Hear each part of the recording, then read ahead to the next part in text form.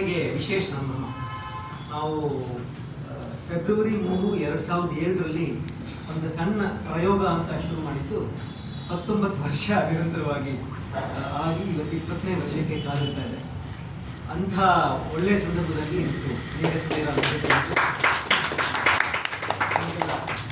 ಕಥೆ ಹೇಳ್ತಿದ್ದಾರೆ. ಸುಮಾರು ಮೊದಲ 15 ವರ್ಷ ನಾವು ಹೀಗೆ ಕಥೆ ಹೇಳ್ತಾ ಇದ್ವಿ. ಅಂದರೆ ಒಂದೊಂದ್ಸಲ ರೆಕಾರ್ಡ್ ಮಾಡ್ಕೋತಿದ್ವಿ, ಬಟ್ ಹೆಚ್ಚು ಅದನ್ನು ಮತ್ತೆ ಇದಕ್ಕೆ ಇಂಟರ್ನೆಟ್ ಹಾಕೋದಾಗಲಿ ಅದೆಲ್ಲ ಮಾಡಿದ್ವಿ.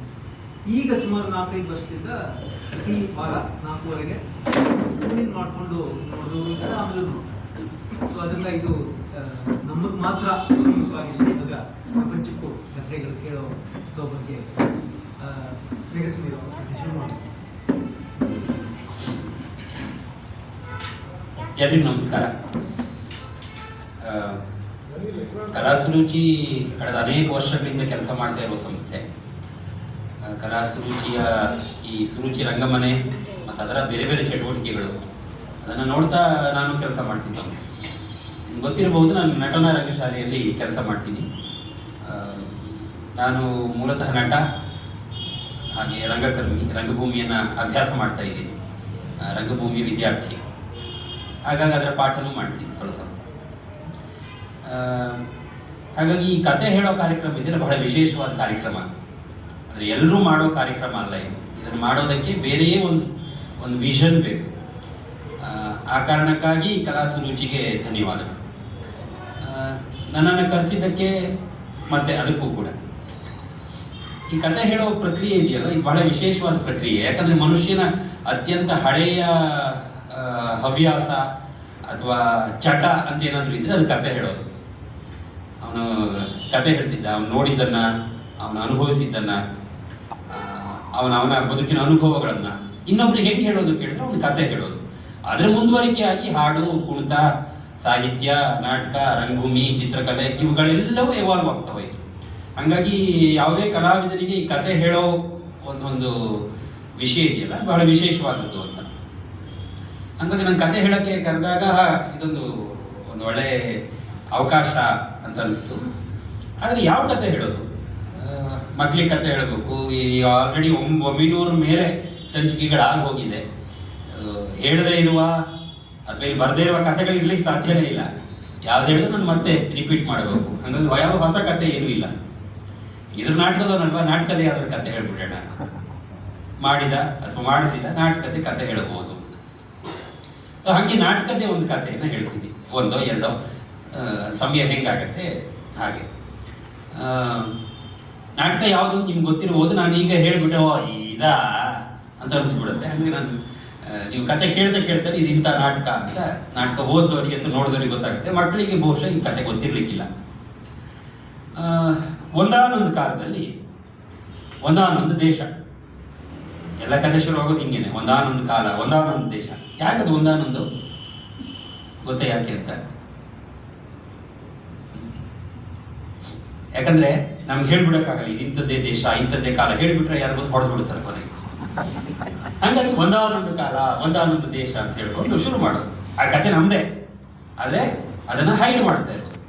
ಅಂಥದ್ದೇ ಒಂದು ದೇಶದಲ್ಲಿ, ಒಂದು ದೊಡ್ಡ ದೇಶ, ಅಲ್ಲಿ ಒಬ್ಬ ರಾಜ. ಆ ರಾಜನ ಹೆಸರು ಹೌದರಾಯ ಅಂತ. ಏನು?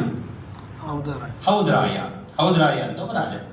ಅವನಿಗೆ ನೀವು ಬೇರೆ ಹೆಸರುಗಳನ್ನು ಕೊಟ್ಕೋಬಹುದು ನಿಮ್ಗೆ ಬೇಕಾದಂಗೆ. ಅವನಿಗೆ ತನ್ನ ರಾಜ್ಯದಲ್ಲಿ ಉದ್ಯಾನವನಗಳನ್ನು ನಿರ್ಮಿಸಬೇಕು ಅಂತ ಆಸೆ. ನಮ್ಮ ರಾಜ್ಯದ ಪ್ರಗತಿಯನ್ನು ತೋರಿಸೋದು ಹೇಗೆ? ಅವನು ಉದ್ಯಾನವನಗಳನ್ನು ನಿರ್ಮಿಸಿ. ಉದ್ಯಾನವನ ಅಂದ್ರೆ ಏನ್ ಗೊತ್ತಾ? ಪಾರ್ಕ್. ಅವನು ದೊಡ್ಡ ದೊಡ್ಡ ಪಾರ್ಕ್ಗಳನ್ನು ಕಟ್ತಿದ್ದ. ಆ ಪಾರ್ಕ್ಗಳನ್ನು ಕಟ್ಟಿ ತನ್ನ ರಾಜ್ಯಕ್ಕೆ ಯಾರ್ಯಾರು ಬರ್ತಾರೋ ಅವ್ರನ್ನೆಲ್ಲ ಆ ಪಾರ್ಕಿಗೆ ಕರ್ಕೊಂಡು ಹೋಗೋದು. ಪಾರ್ಕಿಗೆ ಕರ್ಕೊಂಡು ಹೋಗಿ ಏನ್ ಮಾಡೋದು? ತೋರಿಸೋದು, ಮತ್ತೆ ಫೋಟೋ ತೆಗೋತಿರ್ತಾರೆ ನೀವೆಲ್ಲ. ಆ ಪಾರ್ಕಿಗೆ ಕರ್ಕೊಂಡು ಹೋಗೋದು. ನೋಡಿ, ಇದು ಇಂಥ ಮರ, ಇದು ಇಂಥ ಹೂವು, ಇದು ಇಂಥ ಹಣ್ಣು, ಇದು ಇಂಥ ಗಿಡ ಅಂತ ತೋರಿಸೋದು, ಅದರ ಫೋಟೋ ತೆಕ್ಕೊಳ್ಳೋದು. ಆ ಥರ ಅವನ ರಾಜ್ಯದಲ್ಲಿ ಒಂದು 100 ಪಾರ್ಕ್ಗಳನ್ನು ಕಟ್ಸಿದ್ದ. ಆ ಪಾರ್ಕ್ಗಳಲ್ಲಿ ತರ್ತರಾವರಿ ಹೂಗಳು, ತರ್ತರಾವರಿ ಹಣ್ಣುಗಳು, ಹಣ್ಣು, ಹೂವು, ಗಿಡ, ಮರ ಎಲ್ಲ ಸಿಕ್ಕಾಪಟ್ಟೆ. ಆದರೆ ಅವನಿಗೆ ಇದ್ದಕ್ಕಿದ್ದಾಗೆ ಒಂದಿನ ಒಂದು ಪ್ರಾಬ್ಲಮ್ ಶುರುವಾಯಿತು. ಪ್ರತಿ ಸಲ ಯಾವಾಗ ಆ ಗಿಡ ಚಿಗುರಬೇಕು, ಹೂ ಬಿಡಬೇಕು, ಕಾಯಿ ಆಗಬೇಕು, ಆ ಟೈಮಲ್ಲಿ ವಸಂತ ಋತುವಿನ ಸಂದರ್ಭದಲ್ಲಿ ಒಂದು ದೊಡ್ಡ ಗಿಳಿಗಳ ಹಿಂಡು ಆ ಪಾರ್ಕಿಗೆ ದಾಳಿ ಮಾಡ್ತವೆ. ಯಾರು? ಗಿಳಿಗಳ ಹಿಂಡು. ಆ ಗಿಳಿಗಳ ಹಿಂಡು ಬಂದ್ಕೊಂಡು ಪಾರ್ಕಲ್ಲಿ ಏನೇನು ಹೂವು, ಹಣ್ಣು, ಗಿಡ, ಮರ ಏನೇನಿತ್ತೋ ಎಲ್ಲವನ್ನ ಕಿತ್ತು ಕೆದರಿ ಹಾಳು ಮಾಡಿ ಅವುಗಳ ಹೊಟ್ಟೆ ತುಂಬ ತಿಂದುಕೊಂಡು ತಿಂದಿದ್ದನ್ನೆಲ್ಲ ಅಲ್ಲೇ ಹಿಕ್ಕಿ ಹಾಕಿ ಆ ಬೀಜಗಳನ್ನೆಲ್ಲ ಚೆಲ್ಲಾಡಿ ಇಡೀ ಪಾರ್ಕನ್ನು ಗಬ್ಬೆಬ್ಸಿ ಹೋಗ್ಬಿಡ್ತಾರೆ. ಅವನಿಗೆ ಇದೊಂದು ದೊಡ್ಡ ಟೆನ್ಷನ್ ಆಗೋಯ್ತು. ಏನಪ್ಪ ಮಾಡೋದು? ಹೀಗೆ ಪಾರ್ಕನ್ನೆಲ್ಲ ಹಾಳು ಮಾಡ್ತಿದ್ದಾರೆ. ನಾಳೆ ನೋಡಿ ಯಾರನ್ನಾರು ಕರ್ಕೊಂಡ್ಬಂದು ಏನು ತೋರಿಸೋದು? ಪಾರ್ಕ್ ತೋರಿಸಿದ್ರೆ ಹಿಂಗಿದೆ, ಕ್ಲೀನ್ ಮಾಡೋದಕ್ಕೆ 3 ದಿನ 4 ದಿನ ಬೇಕಾಗುತ್ತೆ. ಏನು ಮಾಡೋದು ಅಂತ ಅವನಿಗೆ ತಲೆ ಕೆಟ್ಟ. ಏನು ಮಾಡೋದು ಅಂತ ತನ್ನ ಇಡೀ ಮಂತ್ರಿ ಮಂಡಲವನ್ನೆಲ್ಲ ಸೇರಿಸಿ ಇದಕ್ಕೆ ಏನು ಮಾಡಬೇಕು, ಏನಾದರೂ ಯೋಚನೆ ಮಾಡಿ ಏನು ಮಾಡಿ ಅಂತ. ಅದಕ್ಕೆ ಇದಕ್ಕೆ ಏನು ಮಾಡೋದು? ಅವರು ಒಂದು ಸಮಿತಿ ನಿರ್ಮಾಣ ಮಾಡಿದ್ರು, ಮಂತ್ರಿಗಳೆಲ್ಲ ಸೇರಿಕೊಂಡು. ಏನು ಸಮಿತಿ? ಪಾರ್ಕನ್ನು ಕ್ಲೀನ್ ಮಾಡೋದು, ಪಾರ್ಕನ್ನು ಪ್ರೊಟೆಕ್ಟ್ ಮಾಡೋದು ಹೆಂಗೆ? ಯಾರಿಂದ? ಗಿಳಿಗಳಿಂದ ಪಾರ್ಕನ್ನು ಪ್ರೊಟೆಕ್ಟ್ ಮಾಡೋದು ಹೇಗೆ ಅನ್ನೋದು ಒಂದು ಸಮಿತಿ. ಅವರು ಸಮಿತಿಯವರೆಲ್ಲ ಪ್ಲಾನ್ ಮಾಡಿಕೊಂಡು ಒಬ್ಬ ಹೇಳ್ತಾನೆ ಇದಕ್ಕೆ ತಂತಿ ಬೇಲೆ ಹಾಕಿಸ್ಬೇಕು ಅಂತ ರೆಕಮೆಂಡೇಶನ್. ಇನ್ನೊಬ್ಬ ಇಲ್ಲ ತಂತಿ ಬೇಲೆ ಹಾಕಿದ್ರೆ ಸಾಕಾಗಲ್ಲ, ಇದಕ್ಕೆ ನಾವು ಅಲ್ಟ್ರಾ ವೈಲೆಟ್ ಸೌಂಡ್ ಅನ್ನ, ರೇಡಿಯೇಷನ್ ಅನ್ನ ಕೊಟ್ಟು ಆ ಗಿಳಿಗಳೆಲ್ಲ ಓಡ್ ಹೋಗುವಾಗ ಮಾಡಬೇಕು. ಇನ್ನೊಬ್ಬ ಇಲ್ಲ ಎಲ್ಲ ಹಣ್ಣುಗಳಿಗೆ ನಾವು ಪ್ಲಾಸ್ಟಿಕ್ ಕವರ್ ಮಾಡಬೇಕು. ಪ್ಲಾಸ್ಟಿಕ್ ಕವರ್ ಮಾಡಿಬಿಟ್ರೆ ಏನಾಗುತ್ತೆ? ತಿನ್ನಲ್ಲ, ಅವು ಬಂದು ಪ್ಲಾಸ್ಟಿಕ್ ಕೂಗ್ತವೆ.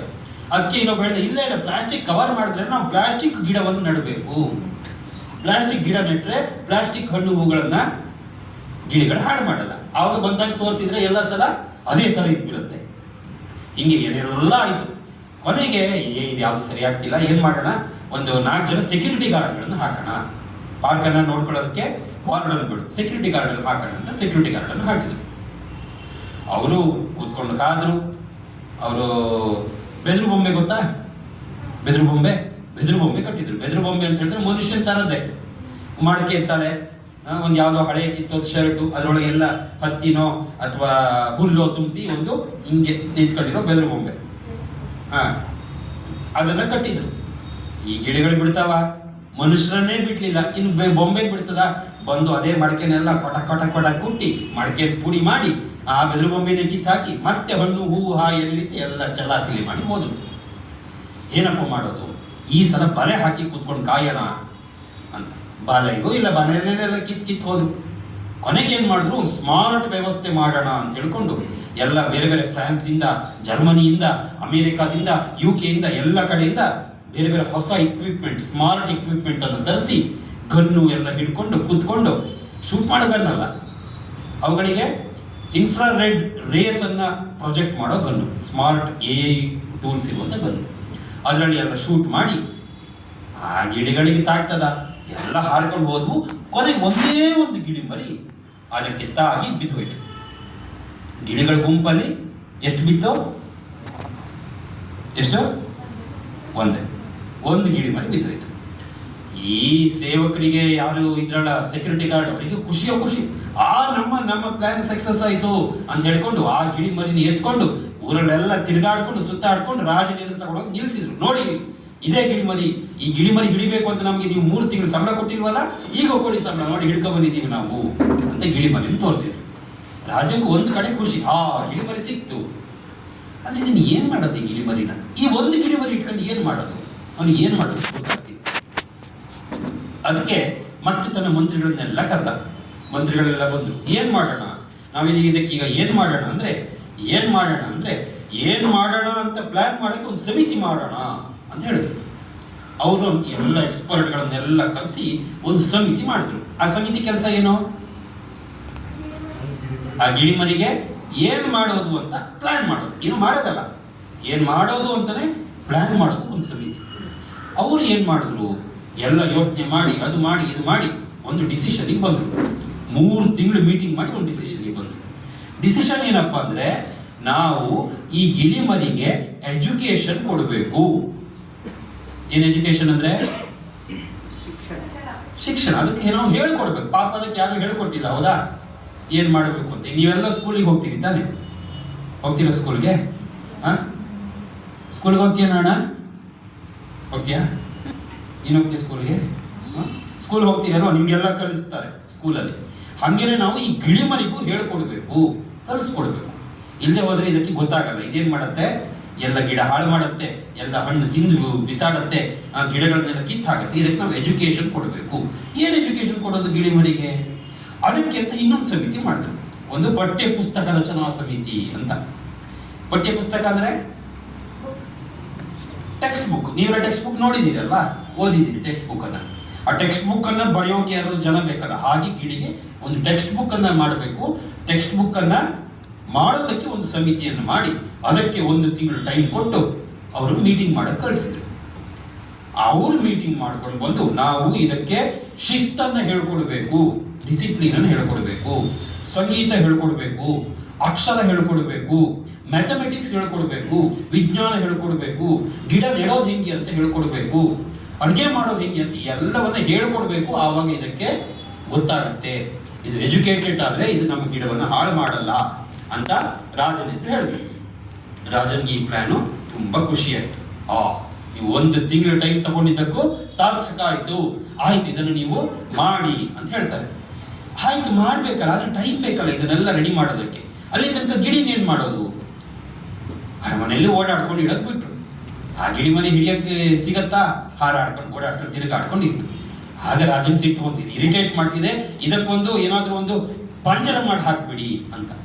ಅದಕ್ಕೆ ಪಠ್ಯ ಪುಸ್ತಕ ಸಮಿತಿಯವರು ಹೇಳಿದ್ರು, ಇಲ್ಲ ಇಲ್ಲ ಇಲ್ಲ, ಪಂಜರ ಮಾಡಬಾರ್ದು. ಪಂಜರ ಮಾಡಿದ್ರೆ ಏನಾಗತ್ತೆ?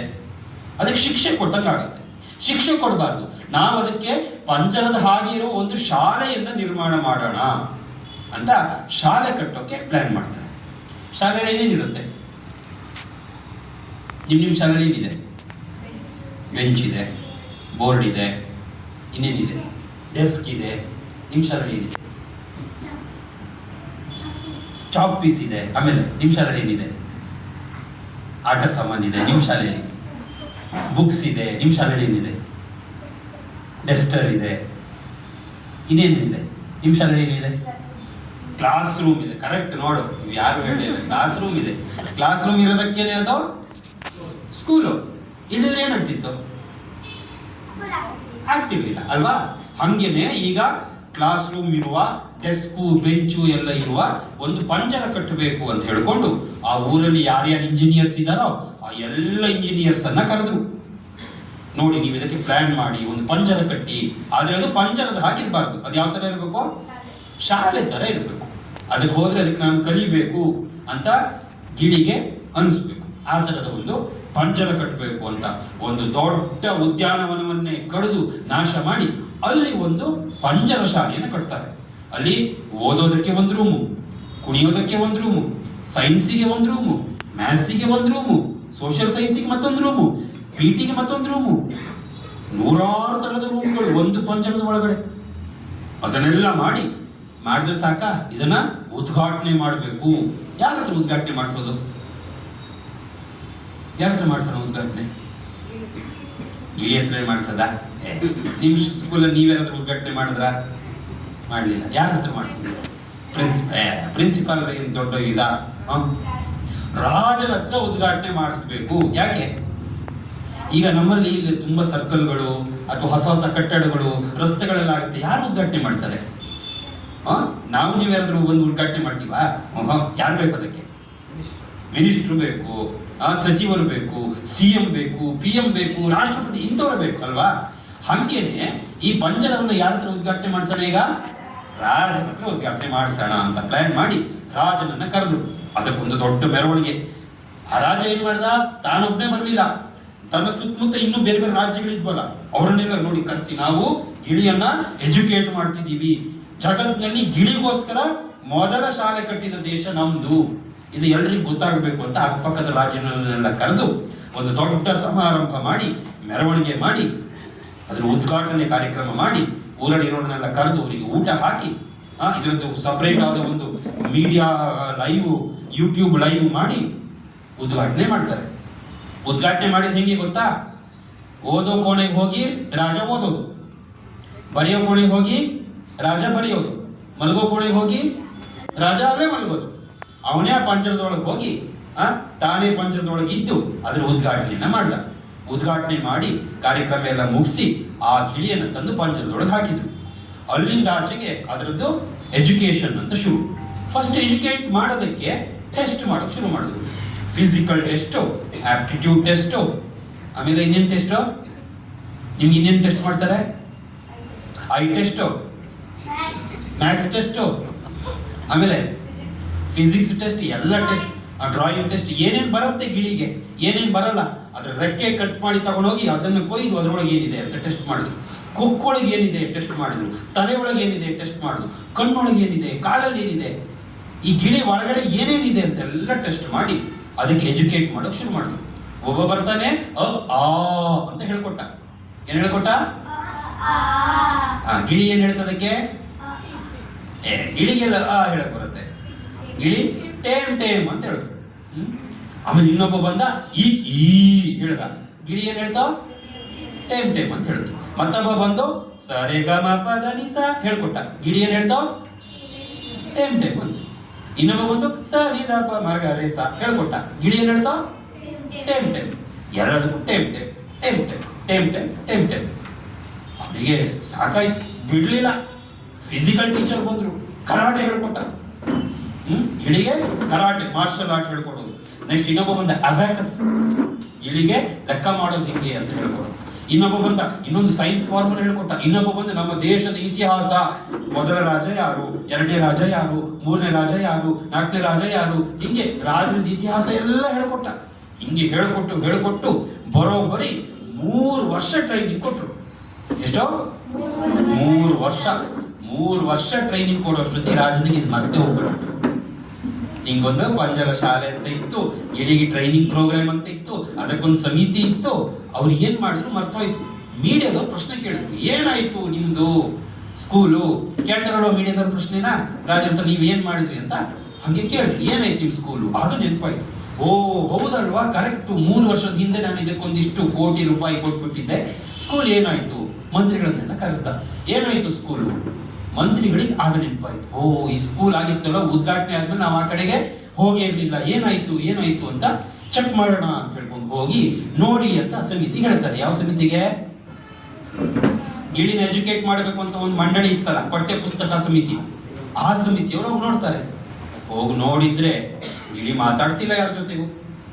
ಟೇಮ್ ನಿಂತೋಗಿದೆ, ಹಾರಾಡೋದು ನಿಂತೋಗಿದೆ, ಕೂತಲ್ಲೇ ಕೂತಿದೆ. ಬಾ ಅಂತ ಹೇಳಿದ್ರೆ ಬರಲ್ಲ, ಹೋಗು ಅಂದ್ರೆ ಹೋಗಲ್ಲ, ಹಾಡು ಅಂದ್ರೆ ಹಾಡಲ್ಲ, ಏನು ಮಾಡಲ್ಲ. ಅವ್ರಿಗೆ ಖುಷಿ ಆಯ್ತು. ಓ ಮೊದಲು ಎಷ್ಟು ಕಿರ್ಚಾಡ್ತಿತ್ತು, ಅರ್ಚಾಡ್ತಿತ್ತು, ಹಾರಾಡ್ತಿತ್ತು. ಆ ಇಡೀ ಪಂಜರನೆಲ್ಲ ಸುತ್ತಾಡ್ಕೊಂಡು ಓಡಾಡ್ಕೊಂಡು ಕಂಬಿನೆಲ್ಲ ಮುರಿದು ಹಾಕಿ ಅಲ್ಲಿರೋ ರೂಮ್ಗಳನ್ನೆಲ್ಲ ಹಾಳು ಮಾಡಿ ಪುಸ್ತಕನೆಲ್ಲ ಕಿತ್ತಾಕಿ ಎಲ್ಲ ಮಾಡ್ತಿತ್ತು. ಈಗ ಏನು ಮಾಡ್ತಾ ಇಲ್ಲ. ನಮ್ಮ ಗಿಳಿ ಎಜುಕೇಟೆಡ್ ಆಗಿದೆ, ಇದಕ್ಕೆ ಶಿಸ್ತು ಬಂದಿದೆ, ಈಗ ಹೇಳ್ದಂಗೆ ಕೇಳತ್ತೆ ಗಿಳಿ ಅನ್ನೋದು ಗೊತ್ತಾಯ್ತು ಅವರಿಗೆ. ಯಾರಿಗೆ? ರಾಜಗಲ್ಲ, ಮಂತ್ರಿಗಳಿಗೂ ಅಲ್ಲ, ಸಮಿತಿಯವರಿಗೆ. ಯಾರ ಸಮಿತಿ? ಪಠ್ಯ ಪುಸ್ತಕ ಸಮಿತಿ ಇತ್ತಲ್ಲ, ಅವ್ರಿಗೆ ಗೊತ್ತಾಯ್ತು. ಅವ್ರು ಹೋಗಿ ರಾಜನಿಗೆ ರಿಪೋರ್ಟ್ ಕೊಟ್ಟರು, ಹೀಗೀಗಾಗಿದೆ, ಈಗ ಗಿಳಿ ಶಿಸ್ತು ಕಲ್ತಿದೆ, ಅದು ಎಜುಕೇಟೆಡ್ ಆಗಿದೆ, ಸುಸಂಸ್ಕೃತ ಗಿಳಿ ಆಗಿದೆ, ಈಗ ಅದಕ್ಕೆಲ್ಲ ಎಜುಕೇಶನ್ ಆಗಿದೆ, ಇನ್ನು ರೆಡಿ. ಅದು ಇಲ್ಲಿಂದ ಹಾರ್ಕೊಂಡು ಹೋಗೋದಕ್ಕೆ ಗಿಳಿ ಈಗ ತಯಾರಿದೆ ಅಂತ ಹೇಳ್ಕೊಂಡು ರಿಪೋರ್ಟ್ ಕೊಡ್ತಾರೆ. ರಾಜನಿಗೂ ಖುಷಿ ಆಯ್ತು. ಓ ಹೌದಾ, ಹಾಗಾದ್ರೆ ನಾವೀಗ ಗಿಳಿಯನ್ನು ರಿಲೀಸ್ ಮಾಡೋಣ. ಆದ್ರೆ ಸುಮ್ಮನೆ ರಿಲೀಸ್ ಮಾಡೋದಕ್ಕಾಗತ್ತಾ? ಅದಕ್ಕೊಂದು ಸಮಾರಂಭ ಮಾಡಬೇಕು, ಒಂದು ಪ್ರೆಸ್ ಮೀಟ್ ಕರೀಬೇಕು, ಇದಕ್ಕೊಂದು ಗ್ರಾಜುಯೇಷನ್ ಡೇ ಮಾಡಬೇಕು. ನೀವೆಲ್ಲ ಗ್ರಾಜುಯೇಷನ್ ಡೇ ಮಾಡಿದ್ದೀರಾ? ಸ್ಕೂಲಲ್ಲಿ ಮಾಡಿದ್ದೀರಾ? LKG ಗ್ರಾಜುಯೇಟ್ ಆದೆ, UKG ಗ್ರಾಜುಯೇಟ್ ಆದೆ, 1ನೇ ಕ್ಲಾಸ್ ಮಾಡಿರ್ತಾರೆ. ಕೆಲವು ಸ್ಕೂಲ್ಗಳಿದೆ, ಕೆಲವರಲ್ಲಿ ಇಲ್ಲ. ಆ ಥರದ ಗ್ರಾಜುಯೇಷನ್ ಡೇ ಮಾಡೋಣ ಗಿಳಿಗೆ ಅಂತ ಹೇಳ್ಕೊಂಡು ಗ್ರಾಜುಯೇಷನ್ ಡೇ ಮಾಡಿ ಗಿಳಿಯನ್ನು ಕರ್ಕೊಬನ್ನಿ ಅಂತ ಸೈನಿಕರಿಗೆ ಹೇಳ್ತಾರೆ. ಸಮಾರಂಭದಲ್ಲಿ ಎಲ್ಲ ದೊಡ್ಡ ದೊಡ್ಡ ಮಂತ್ರಿಗಳು, ಬೇರೆ ಬೇರೆ ದೇಶದವರೆಲ್ಲ ಇದ್ದಾರೆ. ಗಿಳಿಯನ್ನು ಕರ್ಕೊಂಡು ಹೋಗ್ಬೇಕು ಅಂತ ಹೋಗ್ತಾರೆ ಸೈನಿಕರು. ಪಂಜರ ತೆಗೆದು ಗಿಳಿ ಬಾ ಗಿಳಿ ಅಂದ್ರೆ ಗಿಳಿ ರೆಸ್ಪಾನ್ಸ್ ಮಾಡ್ತಾ ಇಲ್ಲ. ಏನ್ ಮಾಡೋದು ಅಂತ ಹೇಳಿ ಹೋಗಿ ನಿಧಾನಕ್ಕೆ ಅಲ್ಲಾಡಿಸಿ ನೋಡ್ತಾರೆ, ಗಿಳಿಗೆ ಜೀವನ ಇಲ್ಲ. ಕೈ ಎತ್ತು ನೋಡ್ತಾರೆ, ಬಿದ್ದೋಗ್ತಿದೆ. ಇನ್ನೊಂದು ರೆಕ್ಕೆ ಎತ್ತಾರೆ, ಅದು ಬಿದ್ದೋಗ್ತಿದೆ. ತಲೆ ಎತ್ತಾರೆ, ಅದು ಬಿದ್ದೋಗ್ತಿದೆ. ಕಾಲು ಎತ್ತಾರೆ, ಬಿದ್ದೋಗ್ತಿದೆ. ಅಯ್ಯೋ, ಹಿಂಗೆ ಇಷ್ಟು ಜನ ಎಲ್ಲ ಸೇರ್ಕೊಂಡು ಈಗ ನಾವು ಈ ಗಿಳಿನ ಹೆಂಗಪ್ಪ ಕರ್ಕೊಂಡು ಹೋಗೋದು ಅಂತ ಹೇಳ್ಕೊಂಡು ಅದರಲ್ಲೊಬ್ಬ ಬುದ್ಧಿವಂತ ಇದ್ದ, ಅವ್ನು ಪ್ಲಾನ್ ಮಾಡ್ದ. ಏನ್ ಪ್ಲಾನ್ ಮಾಡ್ದ? ನಾವು ಗಿಳಿಗೆ ನಿದ್ದೆ ಮಾಡ್ತಾ ಇದೆ, ಧ್ಯಾನ ಮಾಡ್ತಿದೆ ಅಂತ ಹೇಳೋಣ. ಆವಾಗ ಯಾರು ಅದಕ್ಕೆ ಡಿಸ್ಟರ್ಬ್ ಮಾಡಕ್ಕೆ, ಮಾತಾಡ್ಸಕ್ ಬರಲ್ಲ.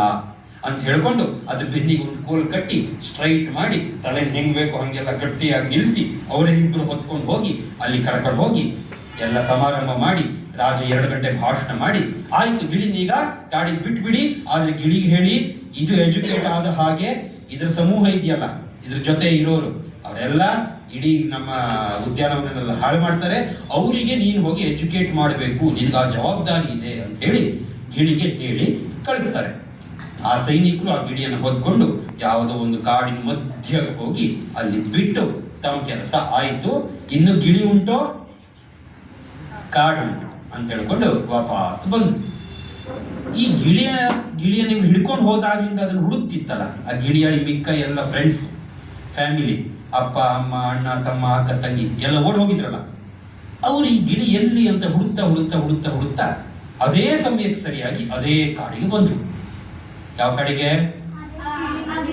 ಆ ಗಿಳಿನ ಬಿಟ್ಬಿಟ್ಟಿದ್ರಲ್ಲ ಆ ಕಾಡಿಗೆ ಬಂದು ನೋಡ್ತಾರೆ ಗಿಳಿಯಲ್ಲಿ ಸತ್ತು ಬಿದ್ದ್ಬಿಟ್ಟಿದೆ. ಕರಿತಿದ್ದಾರೆ, ಏ ಗಿಳಿ ಬಾರೋ ಬಾರೋ, ಏ ಗಿಳಿ ಮರಿ ಬಾರೋ, ಅದು ರೆಸ್ಪಾಂಡೇ ಮಾಡ್ತಾ ಇಲ್ಲ. ಏನ್ ಮಾಡೋದು, ಹಿಂಗಾಗ್ಬಿಡ್ತಲ್ಲ ಅಯ್ಯೋ ಪಾಪ ಅಂತ ಹೇಳ್ಕೊಂಡು ಆ ಗಿಳಿಗಳೆಲ್ಲ ಇನ್ನೇನು ಹಾರು ಹೋಗ್ಬೇಕು ಅನ್ನೋಷ್ಟೊತ್ತಿಗೆ ಅದ್ರದ್ದು ಕ್ಲೋಸ್ ಫ್ರೆಂಡ್ಸ್ 2 ಗಿಳಿಗಳಿದ್ವು, ತುಂಬಾ ಕ್ಲೋಸ್ ಫ್ರೆಂಡ್ಸ್. ನಿಮಗೂ ಇದಾರೆ ಕ್ಲೋಸ್ ಫ್ರೆಂಡ್ಸು, ಕ್ಲೋಸ್ ಫ್ರೆಂಡ್ಸ್. ಅವ್ರು ನೀವು ಏನು ಮಾಡಿದ್ರು ನಿಮ್ಮನ್ನು ಬಿಡಲ್ಲ, ಹೌದಾ? ನೀವು ಮಲಗಿದ್ರೆ ಬಂದು ಚಿವುಡ್ತಾರೆ, ಮಲಗಿದ್ರೆ ಬಂದು ತಲೆ ಮೇಲೆ ಏನಾದ್ರು ಒಂದು ಪುಸ್ತಕ ಎತ್ತು ಹಾಕ್ತಾರೆ, ನಿಮ್ಗೆ ಒದಿತಾರೆ, ಕೈ ಕಾಲು ಎಳಿತಾರೆ, ಹಿಂಗೆಲ್ಲ ಮಾಡ್ತಾರೆ, ಹೌದಾ? ಹಂಗೆ ಮಾಡಿದ್ರೆ ಅವ್ರು ಕ್ಲೋಸ್ ಫ್ರೆಂಡ್ಸು. ಇಲ್ಲಿದ್ರೆ ಅವರು ಜಸ್ಟ್ ಫ್ರೆಂಡ್ಸ್ ಅಲ್ವಾ? ಆ ಥರದ ಕ್ಲೋಸ್ ಫ್ರೆಂಡ್ ಗಿಳಿಗಳು 2 ಇದ್ವು. ಆ ಗಿಳಿಗಳು ಬಂದ್ಕೊಂಡು ಈ ಗಿಳಿ ಯಾವ್ದು ನೀನು ಹೇಳ್ಬೇಕು, ನೀನು ಕೋಮಕ್ಕೆ ಹೋಗಿರು, ಇನ್ನೇನೇ ಆಗಿರು, ಸತ್ತೋಗಿರು, ನಂಗೆ ಗೊತ್ತಿರು, ನೀನು ಎದ್ದು ನಮ್ಮ ಜೊತೆ ಆಟಕ್ಕೆ ಬರಬೇಕು ಅಂತ ಅವುಗಳು ಟೇಮ್ ಟೇಮ್ ಟೇಮ್ ಟೇಮ್ ಏಳು ಟೇಮ್ ಟೇಮ್ ಅಂತ ಹೇಳ್ಕೊಂಡು ಅದನ್ನ ಎಳೆದಾಡಿ ತಳ್ಳಾಡಿ ರೆಕ್ಕೆಗಳನ್ನೆಲ್ಲ ಅಲ್ಲಾಡಿಸಿ ಕೈಯೆಲ್ಲ ಉಜ್ಜಿ ತಿಕ್ಕಿ ಕಾಲಿಗೆಲ್ಲ ಬಿಸಿ ಮಾಡಿ ತಲೆ ಮೇಲೆ 2 ಕೊಡಬಾನ ನೀರು ಸುರಿದು ಏನೆಲ್ಲ ಮಾಡಿ ಏಳಿಸ್ಬೇಕು ಅಂತ ಟ್ರೈ ಮಾಡ್ತಿದ್ದಾವೆ. ಅದು ಹೇಳ್ತಿಲ್ಲ. ಸೊ ಹಾಳಾಗೋಗು, ನಾನು ನಿನ್ನ ಜೊತೆ ಮಾತಾಡಲ್ಲ ಟೂ ಅಂತ ಹೇಳ್ಕೊಂಡು ಅದ್ರ ದೋಸ್ತಿಯನ್ನು ಕಟ್ ಮಾಡ್ಕೊಂಡು ಹಾರು ಹೋಗ್ಬೇಕು ಅನ್ನೋಷ್ಟೊತ್ತಿಗೆ ನಿಧಾನಕ್ಕೆ ಅದ್ರ ಕಾಲು ಹಿಂಗಲ್ಗಾಡ್ತು. ಹಿಂಗಲ್ಲ, ಕಾಲು ಹಿಂಗಲ್ಗಾಡ್ತು. ಹಿಂಗಲ್ಲಾಡ್ತು. ಆಗ ಇದಕ್ಕೀಗ ಜೀವ ಇದೆ, ಇದಿನ್ನೂ ಸತ್ತು ಹೋಗಿಲ್ಲ ಅನ್ನೋದು ಗೊತ್ತಾಯ್ತು. ಮತ್ತೆ ಬಂದು ಇನ್ನೊಂದು ಸ್ವಲ್ಪ ಕಚ್ಗುಳಿ ಎಲ್ಲ ಕೊಟ್ಟು ಗಾಳಿ ಎಲ್ಲ ಹಾಕಿದ ಮೇಲೆ ರೆಕ್ಕೆ ಹಿಂಗಲ್ಲಾಡ್ತು.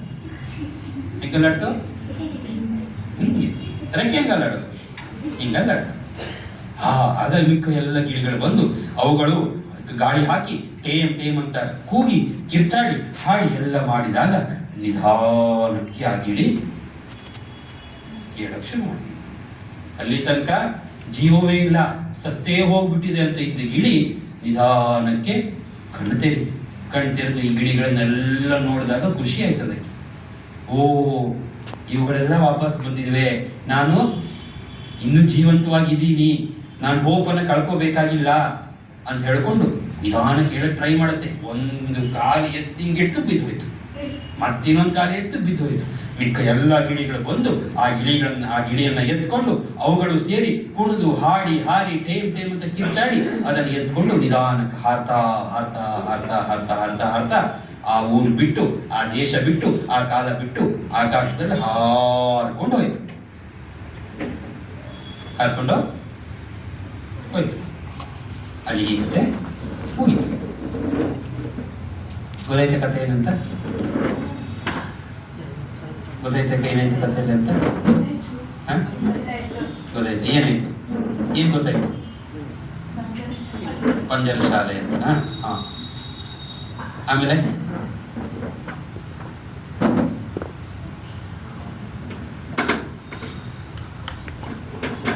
ಈ ಕತೆ ಕೇಳಿದ್ರೆ ಮೊದಲೆಲ್ಲಾದ್ರೂ? ಕೇಳಿರ್ಲಿಲ್ವಾ?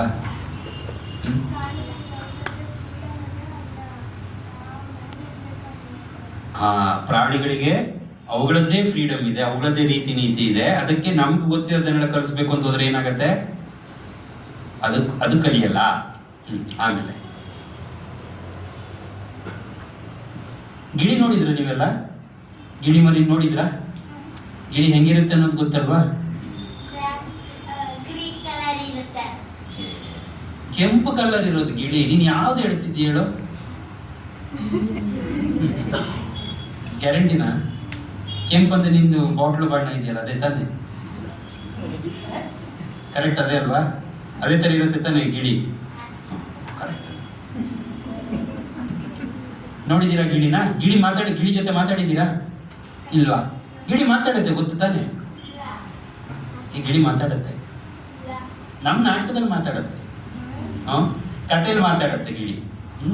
ಇದ್ರಲ್ಲೂ ಗಿಳಿ ಮಾತಾಡ್ತವೆ. ಆಯ್ತು, ಈಗ ಬೇರೆ ಕತೆಗೆ ಹೋಗೋದಾ? ಇನ್ನೊಂದು ಕತೆ ಹೇಳ, ಇನ್ನೊಂದು ಚಿಕ್ಕ ಕತೆ ಹೇಳ್ತೀನಿ.